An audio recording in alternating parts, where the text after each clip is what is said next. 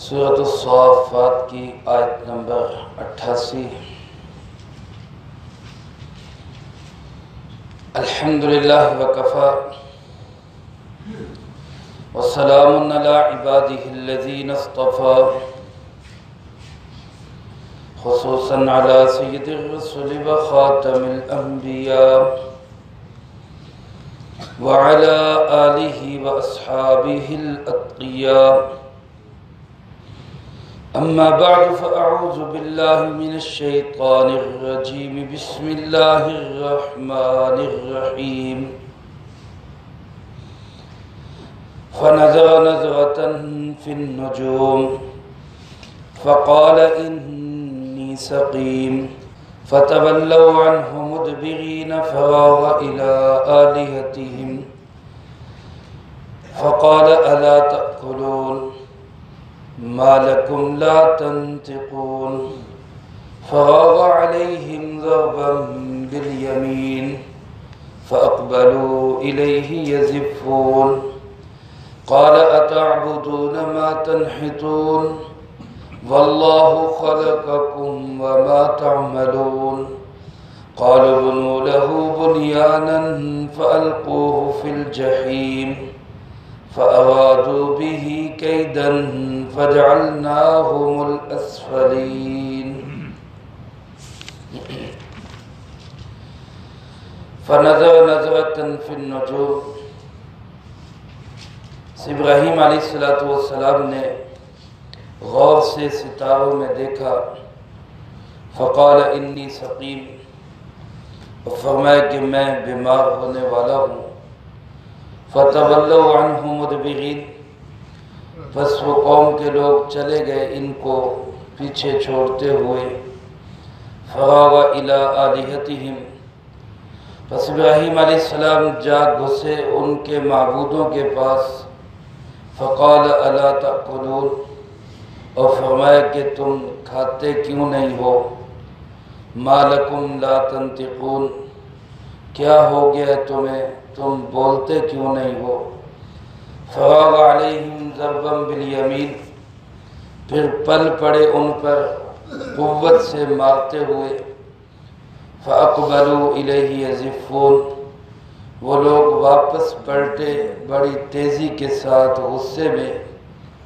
قال اتعبدون ما تنحتون، ابراہیم علیہ السلام نے فرمایا کیا تم ان کی عبادت کرتے ہو جن کو تم خود بناتے ہو؟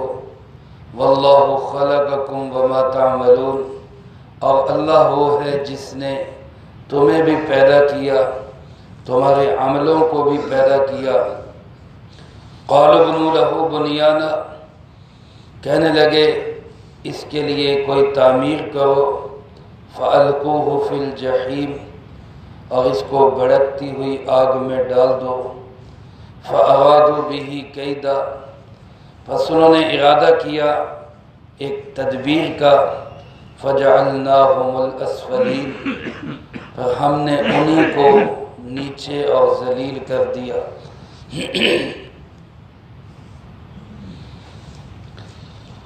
ان آیات مبارکہ میں اللہ رب العالمین نے حضرت سیدنا ابراہیم خلیل اللہ علیہ السلام کے بتوں کے توڑنے کو اور اس کی پاداش میں آگ میں ڈالے جانے کی آزمائش کو ذکر فرمایا ہے۔ گزشتہ درس میں انہی آیات کی تلاوت و ترجمہ ہوا اور ابتدائی آیات کی کچھ وضاحت کی۔ ابراہیم علیہ السلام نے ستاروں میں کیوں دیکھا، ستاروں میں اثرات ہیں یا نہیں ہیں، اور پھر یہ جو کہا کہ میں بیمار ہوں، ان سب کی وضاحت کل کے درس میں عرض کر چکا ہوں۔ حضرت سیدنا ابراہیم علیہ السلام نے قوم کے لوگوں سے ستاروں میں دیکھتے ہوئے کہا کہ بھائی تم جاؤ، میں بیمار ہوں۔ وہ چلے گئے، ابراہیم علیہ السلام کو پیچھے چھوڑ گئے۔ حدیث پاک میں رسول اللہ صلی اللہ علیہ وسلم نے ارشاد فرمایا کہ حضرت ابراہیم علیہ السلام نے کبھی جھوٹ نہیں بولا، اللہ کے سارے نبی سچے ہوتے ہیں، وہ کبھی بھی نوک زبان پہ جھوٹ نہیں لاتے۔ ہمیں بھی اپنی ایسی عادت بنانی چاہیے کہ ہماری زبان پہ کبھی جھوٹ نہ آئے۔ یہ اللہ کے سارے نبیوں کا اخلاق ہے۔ جھوٹ بولنا بہت بری اور کبھی حرکت ہے۔ اللہ کے نزدیک یہ انتہائی ناپسندیدہ فعل ہے، اتنا ناپسندیدہ کہ اللہ پاک فرماتے ہیں الا لعنت اللہ علی الکاذبین، جھوٹ بولنے والوں پر اللہ کی لعنت ہوتی ہے۔ تو اللہ ہم سب کو اس لعنت سے محفوظ رکھے۔ آپ نے فرمایا حضرت ابراہیم علیہ السلام نے کبھی جھوٹ نہیں بولا سوائے 3 موقعوں کے۔ ما من کذبۃ، اس میں لفظ کذبہ کا ہے، اور کما قال علیہ السلام، کذب جھوٹ کو کہتے ہیں۔ ابراہیم علیہ السلام نے زندگی بھر کبھی جھوٹ نہیں بولا سوائے 3 موقعوں کے۔ اور وہ 3 موقع کون سے ہیں؟ ایک تو یہی موقع جب ابراہیم علیہ السلام سے قوم کے لوگوں نے کہا کہ جی آپ بھی ہمارے ساتھ چلیں، تو ابراہیم علیہ السلام نے ستاروں میں دیکھ کے کہا کہ میں بیمار ہوں۔ میں اس کی وضاحت کل کر چکا ہوں کہ یہ جھوٹ نہیں، یہ توریہ ہے۔ دوسرا، سورۃ انبیاء کے اندر آپ پیچھے پڑھ چکے ہیں، اسی واقعے کے ضمن میں جب ابراہیم علیہ السلام نے بتوں کو توڑ دیا اور قوم کے لوگ واپس آئے اور انہوں نے اپنے بتوں کا یہ حشر دیکھا، ابراہیم علیہ السلام نے چھوٹے چھوٹے بت تو سارے توڑ دیے، اور جو بڑا بت تھا، مہار بت تھا ان کا، اس کے کندھے پہ کلاڑی رکھ دی۔ جس کلاڑی سے توڑا تھا وہ کلاڑی اس بڑے کے کندھے پہ رکھ دی۔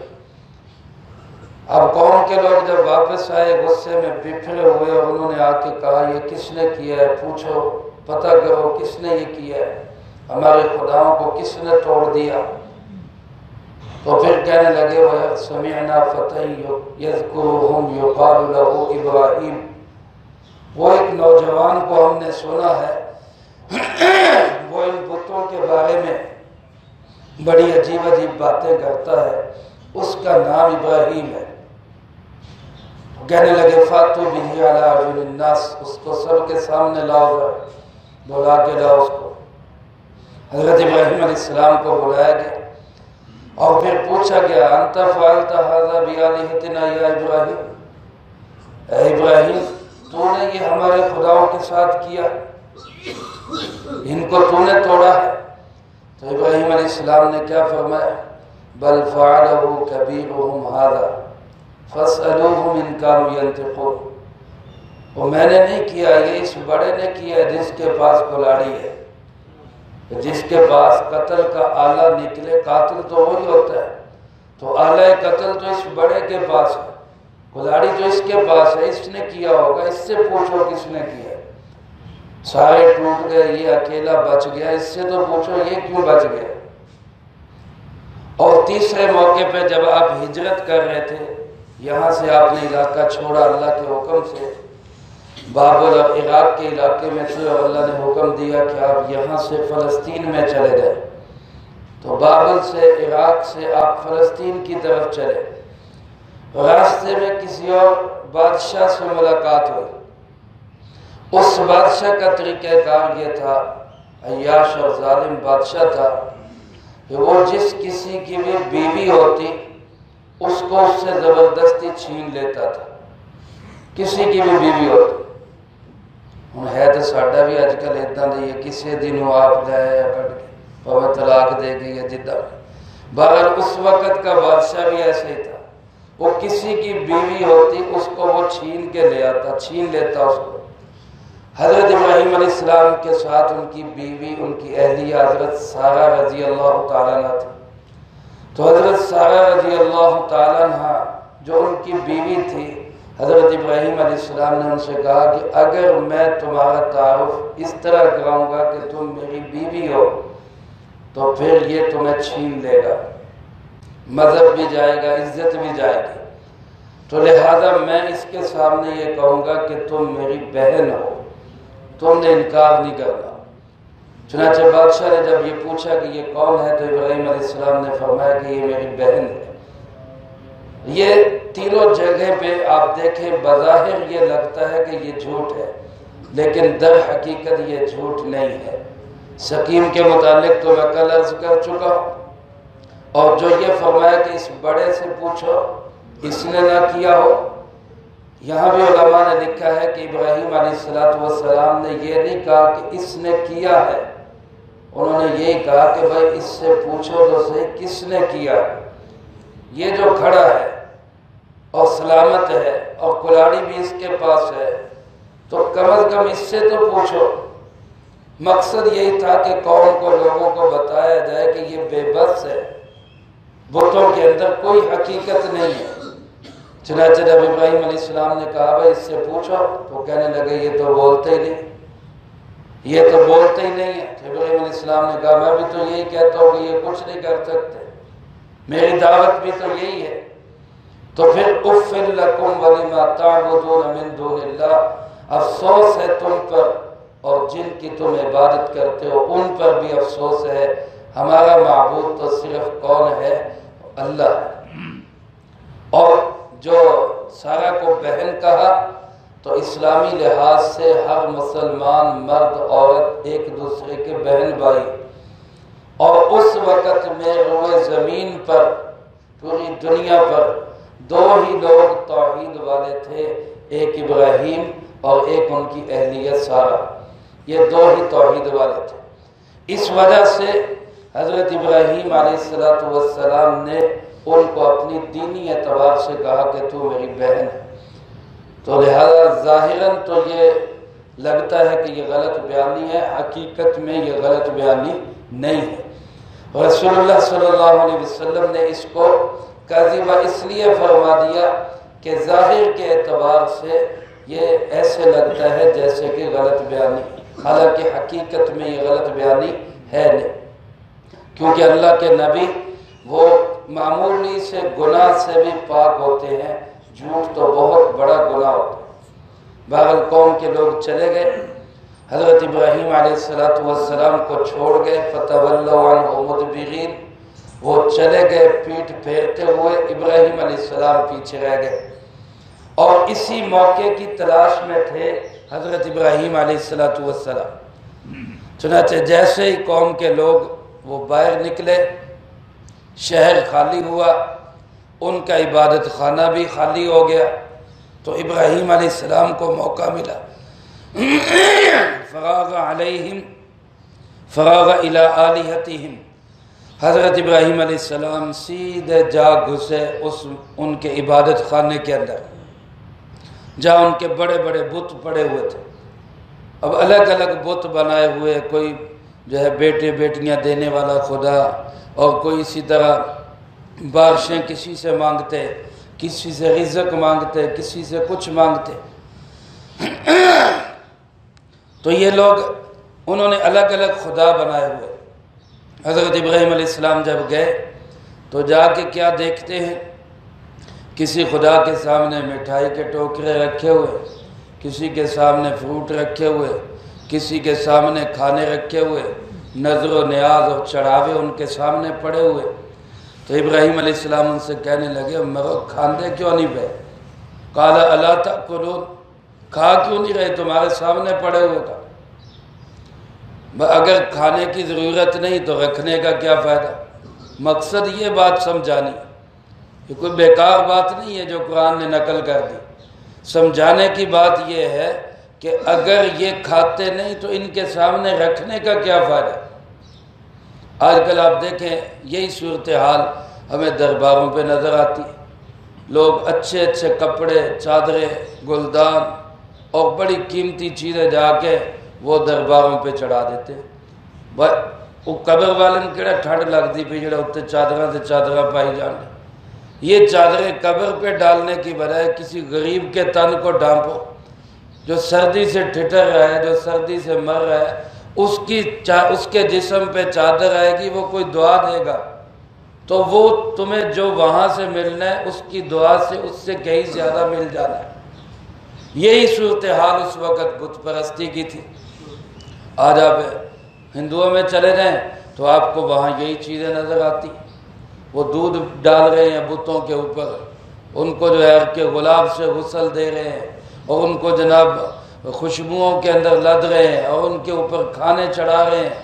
حضرت ابراہیم علیہ السلام نے دیکھا، فرمانے لگے بھائی کھاتے کیوں نہیں ہو، کیوں نہیں کھا رہے، سامنے کھانے پڑے ہو۔ جب ظاہر ہے انہوں نے کھانا بھی کوئی نہیں، جواب بھی کوئی نہیں آیا، تو ابراہیم علیہ السلام کہنے لگے ما لکم لا تنطقون، وہ مسئلہ کیا ہے، جواب تو دو، بولتے کیوں نہیں، کوئی بات تو کرو۔ ظاہر ہے وہاں سے کیا جواب آنا تھا۔ جب یہ بے بسی ان کی دیکھی اور دکھائی، لوگوں کے سامنے آشکارا ہوئی، ہمارے سامنے قرآن نے بیان کر دی، اللہ فرماتے ہیں فراغ علیہم، اب ابراہیم علیہ السلام پل پڑے، شروع ہو گئے، کس طرح کہ ضربم بالیمین، قوت کے ساتھ ان کو توڑنے لگے۔ یمین دائیں ہاتھ کو بھی کہتے ہیں، اور دائیں ہاتھ چونکہ بائیں ہاتھ سے زیادہ قوت والا ہوتا ہے، اس لیے یمین قوت کو بھی کہتے ہیں۔ ابراہیم علیہ السلام نے پوری قوت کے ساتھ ان بتوں کو توڑنا شروع کر دیا۔ بت شکنی، بتوں کو توڑنا، یہ حضرت ابراہیم علیہ السلام کی سنت ہے، اور یہی سنت رسول اللہ صلی اللہ علیہ وسلم نے فتح مکہ کے موقع پہ ادا کی۔ جب مکہ آپ نے فتح کیا تو ظالموں نے بیت اللہ کے اندر، اللہ کے گھر کے اندر خانہ خدا میں بت رکھے ہوئے، سینکڑوں بت رکھے ہوئے، اور ان کی پوجا پاٹ کرتے تھے۔ رسول اللہ صلی اللہ علیہ وسلم نے جب مکہ فتح کیا، آپ خود بیت اللہ میں داخل ہوئے، اور اپنی چھڑی کے ساتھ آپ نے بتوں کو توڑا، اور زبان مبارک پہ یہ آیت مبارکہ تھی جاء الحق وزہق الباطل ان الباطل کان زہوقا، حق آ گیا ہے اور باطل مٹ گیا ہے، بے شک باطل ہے ہی مٹنے والا۔ میرے محترم دوستو، آج اس کی جگہ یہ ہم نے چھوٹے چھوٹے بت بنا لیے، روپیہ پیسہ بت بن گیا، کسی کی دکان بت بن گئی، کسی کی زمین بت بن گئی، کسی نے جو ہے اور چھلانگ ماری، کسی M N A M P A کو بت بنا لیا، کسی نے اور چھلانگ ماری، وزیر کو مشیر کو بت بنا لیا، کسی نے وزیر اعظم کو بت بنا لیا، صدر کو بت بنا لیا، اور انہوں نے آگے IMF امریکہ اور بڑی طاقتوں کو بت بنا لیا۔ ان سارے بتوں پہ لکیر پھیر کے ہمیں اللہ کے سامنے جھکنا ہے، جہاں سے ہمارے مسئلے حل ہوں گے۔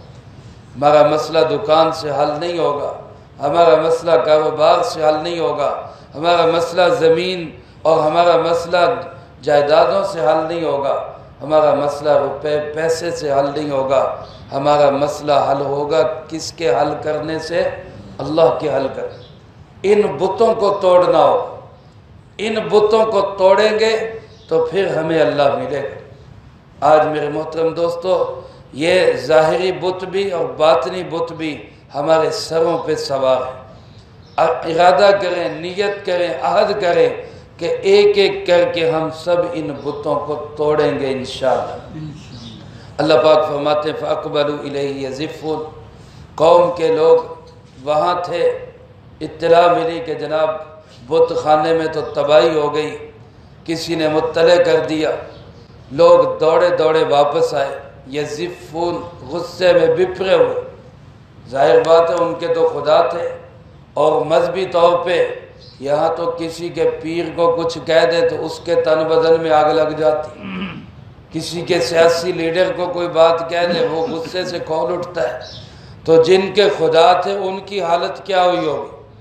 تو غصے میں تڑپ گئے اور بپھرے ہوئے واپس آئے، اور حضرت ابراہیم علیہ السلام کو تلاش کر کے پھر ان سے پوچھنے لگے۔ پھر آگے وہی مکالمہ ہوا جو اللہ پاک نے سورۃ انبیاء میں ذکر کیا۔ حضرت ابراہیم علیہ السلام نے کہا بھئی ان سے تو پوچھو کیا کس نے ہے، یہ جو بڑا کھڑا ہے یہ کیا کر رہا تھا؟ تم تو کہتے ہو کہ یہ سب کو بچاتا تھا، تو یہ تو اپنے خداؤں کو، نکے خداؤں کو نہیں بچا سکا، یہ ابا تو نکے کو نہیں بچا سکا، تو اس ابے سے تو پوچھو نکے کو توڑا کس نے؟ یہ تو بول ہی نہیں سکتے، تو بھئی تم ان کی عبادت کیوں کرتے ہو؟ کیوں پھر ان کے پیچھے لگے ہوئے؟ کیوں ان کی منت سماجت کرتے ہو؟ کیوں ان پہ نظر و نیاز اور چڑھاوے چڑھاتے ہو؟ پوچھو تو صحیح ان سے۔ حضرت ابراہیم علیہ السلام نے اسی موقع کو غنیمت سمجھتے ہوئے ان کو دعوت دی اور فرمایا اتعبدون ما تنحتون، ان کی عبادت کر رہے ہو جن کو تم خود بناتے ہو، جن کو تم خود بناتے ہو۔ ہندوؤں کا ایک بڑا آدمی گزرا ہے جواہر لال نہرو، اس نے خود اپنی ایک کتاب میں لکھا ہے، کہنے لگا کہ یہ ہمارے جو مورتیاں اور خدا اور ہم نے جو بنائے ہوئے ہیں، یہ ہم کیسے لوگ ہیں، بے عقل لوگ ہیں۔ ہمارے خدا جاپان کی فیکٹریوں میں تیار ہو رہے ہیں، ہمارے خدا چین کی فیکٹریوں میں تیار ہو رہے ہیں، ہم کیسے لوگوں کو خدا بنا کے بیٹھے۔ یہ عقل تو آ جاتی ہے لیکن اندر کا ضمیر مر چکا ہوتا ہے، اس کو بندہ دبا دیتا ہے۔ میرے محترم دوستو، اللہ تو وہ ہے جو تمام قدرتوں کا مالک ہے، جو اللہ رحمان بھی ہے، رحیم بھی ہے، غفار بھی ہے، ستار بھی ہے، جو رزاق بھی ہے، کائنات کے ذرے ذرے کا محافظ بھی ہے۔ وہ کون ہے؟ وہ میرا اور آپ کا اللہ رب العالمین ہے۔ اللہ ہمیں اس کے ساتھ جڑنے کی توفیق دے۔ تو میں تم ان خداؤں کی عبادت کرتے ہو جن کو تم خود بناتے ہو، حالانکہ واللہ خلقکم، اللہ نے تمہیں بھی پیدا کیا، تمہارے جتنے عمل ہیں، تم جو کام کرتے ہو، اس کام کو بھی پیدا کرنے والا کون ہے؟ اللہ۔ کوئی آدمی کوئی سا بھی کام کرتا ہے، کوئی کپڑا بنانے والا، اس کے کپڑے بنانے میں بھی عمل کس کا ہے؟ حکم کس کا چلتا ہے؟ اللہ کا چلتا ہے۔ کوئی انسان اینٹ گارے سے تعمیر بناتا ہے تو تعمیر بنانے والا بھی کون ہے؟ وہ اللہ ہی ہے۔ کوئی انسان جوتے بناتا ہے تو جوتے بنانے کے لیے اس کو صلاحیت دینے والا بھی کون ہے؟ وہ اللہ ہی ہے۔ فرمایا تم جو کام کرتے ہو، کوئی پڑھا لکھا ہے، کوئی جو ہے وزیر ہے، کوئی مشیر ہے، ہر ایک کا کام وہ بھی اللہ نے پیدا کیا، ہر ایک کو بھی کس نے پیدا کیا؟ اللہ ہی نے پیدا کیا۔ تو جو خالق ہے تمہیں تو اس کے ساتھ جڑنا چاہیے۔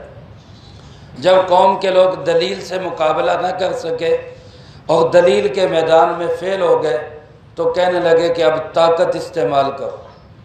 آج بھی باطل یہی کر رہے، جب دلیل کی میز پہ بیٹھتا ہے، ٹاک کے لیے بیٹھتا ہے، میز پہ فیل ہو جاتا ہے، ٹیبل ٹاک میں بات نہیں آتی اور دلیل کے لحاظ سے صفر ہو جاتا ہے، تو پھر کہتا ہے ہم طاقت سے مقابلہ کریں۔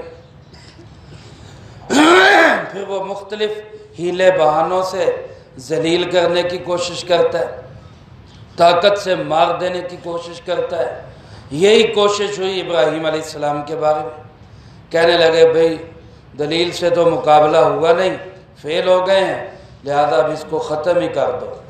یہ اکیلا ہی ہمارے خداؤں کی جو ہے نا وہ برائی کرتا رہتا ہے، ان کی نفی کرتا رہتا ہے، لہذا اس کو ختم ہی کر دو۔ قالوا بنوا لہ بنیانا، اس کے لیے کرو کیا کہ ایک بہت بڑا آتش کدہ بناؤ۔ بنیان تعمیر کو کہتے ہیں، ایک عمارت بناؤ۔ جیسے یہ جہاں فیکٹریوں میں رس بنتے ہیں، آپ نے دیکھا ہوگا آگ جلانے کے لیے بہت بڑا آتش دان بناتے ہیں، اس میں آگ ہی آگ ہوتی ہے۔ یا لوہے کی بھٹی جو ہوتی ہے وہ ایک کمرہ ہے پورا، اس میں آگ ہی آگ ہے۔ تو کہنے لگے اسی طرح ایک کمرہ بناؤ، ایک بہت بڑا ہال بناؤ اور اس کو آگ سے بھر دو، اور اس آگ کے اندر فَأَلْقُوهُ فِي الْجَحِيمِ، اس بھڑکتی ہوئی آگ میں ابراہیم کو ڈال دو۔ حضرت ابراہیم علیہ السلام کو آگ کے اندر ڈالا، لیکن آگ بھی کس کی ہے؟ اللہ رب العالمین۔ آگ کا مالک بھی کون ہے؟ اللہ ہی ہے۔ حضرت ابراہیم علیہ السلام کو رسیوں سے باندھ دیا، شیطان نے پٹی پڑھائی کہ ایسے ایک جھولے پہ بٹھا کے اندر پھینک دو، بیچ میں جا کے گرے۔ وہ جھولے میں بھی بٹھا لیا، فرشتوں میں کھلبلی مچ گئی، اللہ تیرا ایک ہی خلیل، تیرا نام لینے والا، اس کو آگ میں پھینکا جا رہا ہے۔ اللہ اس کے لیے کچھ کر۔ میرے دوستو یہ توکل کی انتہا ہے، ہم نہیں ایسا توکل کر سکتے، ہماری پہنچ نہیں۔ حضرت ابراہیم علیہ السلام دعا بھی نہیں کر رہے، دعا بھی نہیں کر رہے، یہ توکل کی بھی انتہا ہے۔ ہمیں آپ کو یہ مقام حاصل نہیں ہو سکتا، ہمیں دعا ہی کرنی چاہیے۔ وہ تو اللہ کے خلیل کا اللہ سے تعلق تھا، ناز کا تعلق تھا، پیار کا تعلق تھا، دوستی کا تعلق تھا، وہ تو ایسا کر سکتے تھے۔ اللہ نے فرشتوں سے کہا جاؤ تم سے مدد لیتا ہے تو جاؤ کر دو مدد۔